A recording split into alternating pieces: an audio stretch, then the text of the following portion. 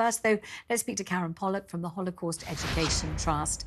Karen, hello. Thank you very much indeed for joining us. You've been writing, and I'm sure speaking to very movingly, about the effects and the ramifications of what's going on in Israel, massacre by terrorists in Israel, followed by the reprisals which the Prime Minister of Israel, Benjamin Netanyahu, says is a war. He's going to wage war. The country is now at war with Gaza. And then the ripples that affect other people throughout the world. We're going to be discussing on the programme these two innocent Swedish football supporters who've been killed. Yesterday, it was a little Palestinian boy in America being killed. We've had anti-Semitic incidents of all different kinds in the United Kingdom. What are your thoughts on the way in which what's going on in the Middle East is having these terrible consequences elsewhere?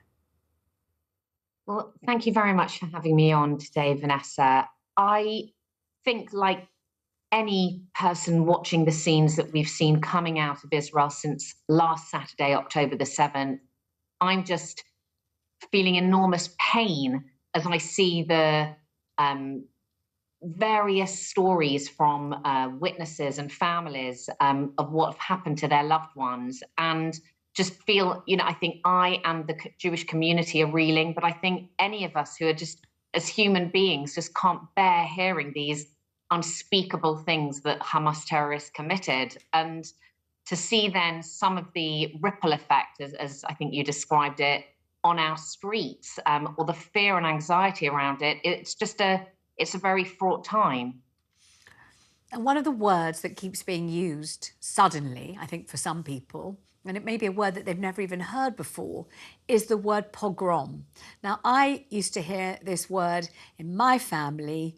I mean, my father used to use the word all the time, all the time. He used it to explain why my family now lived in London in England. He used it to explain why his family had had to flee. He used it to explain what a threat of anti-Semitism could result in. He used it all the time. And people who are familiar with, for example, the film or the play Fiddler on the Roof will know that there's a wedding in that play, in that film, in the fictional village of Anatevka, where a Jewish wedding takes place and is broken up and smashed to smithereens by a pogrom. And this might be, if most of us are lucky to be of a different generation, the only pogrom we've ever really seen. We've seen it on screen. We've heard lovely music before it, lovely music after it.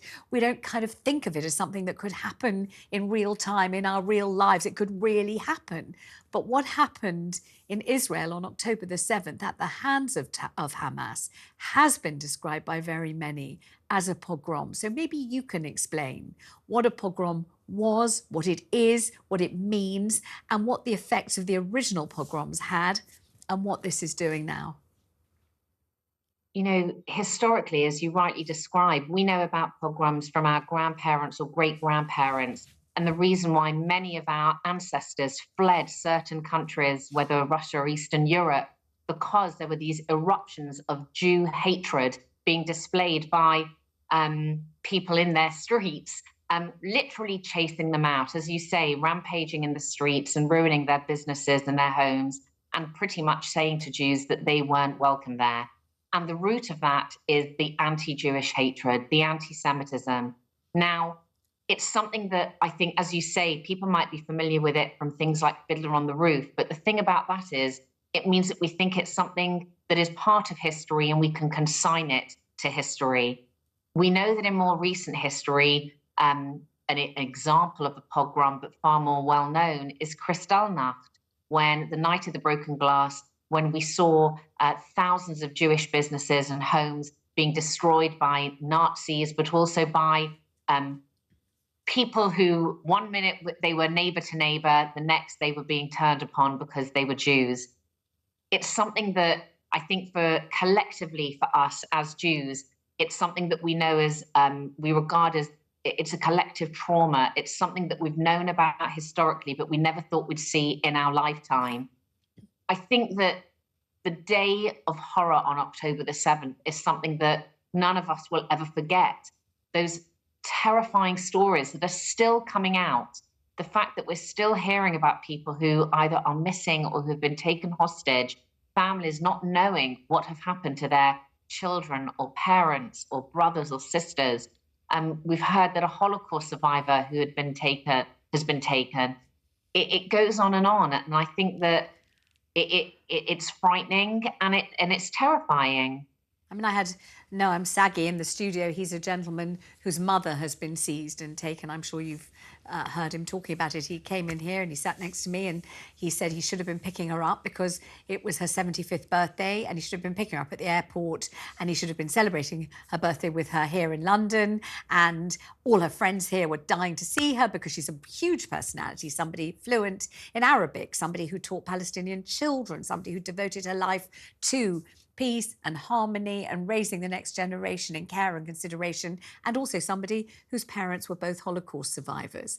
And he said that where she was when she was snatched, all that remained there was blood, her blood. And he's talking about his mother, for goodness sake. And he was sitting next to me, you know, trying to do a sort of calm, serviceable job of explaining what had happened. But really the enormity and the horror of it, and also the not knowing. She's not on the dead list. She's not on the wounded list. He's got no idea where she is. He's got no idea if she's alive. He's got no idea how she's being treated. He doesn't know what to do or what anyone can do or is doing. This is his mother he's talking about, a 75-year-old mother, and the emotion of it and the fear and the shock and the anger and the terror and all of the unspeakable things that, as you quite rightly say, people hoped were historical, they assumed were historical, they prayed would be back in history and nobody would have to ever see a pogrom in their lifetime,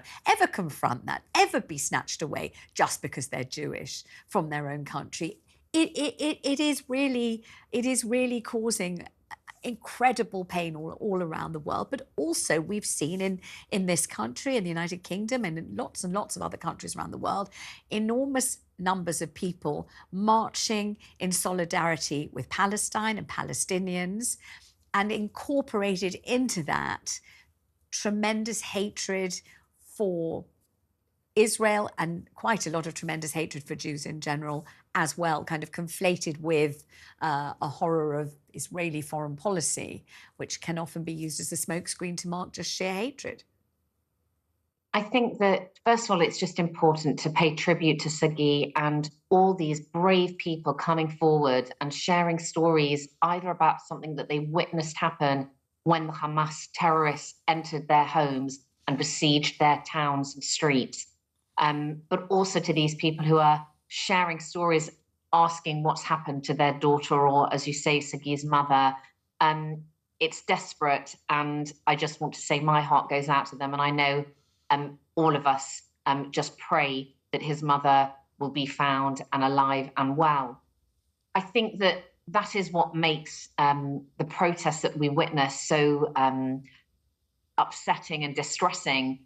You'd think that for any decent person, when you hear these stories, when you witness these devastating stories, all you'd want to do is say that your hearts and your prayers are with these people. But instead, we see people saying that this is somehow justifiable, that somehow this is all about freedom and resistance. And I just think that that is a distortion of what we witnessed over a week ago. I think it is to put it mildly, an unreasonable way of looking at the events, the massacre that we witnessed. And I think it is entirely wrong that people should feel somehow that you can justify something that is unjustifiable. I should point out that whilst we have seen some demonstrations that are really, they make you very nervous and make you worry, I do feel there's been a lot of support too. A lot of people have spoken out and said why these stories are horrific and why these innocent victims should be remembered, supported, and of course the hostages found and returned home. I say to people, if this happened here, if this was your mother, if this was your child, if you were the person who'd had to be locked up in a room for however many hours with Hamas terrorists outside, what would you do and what would you want your country to do to protect and defend you? Thank you very much.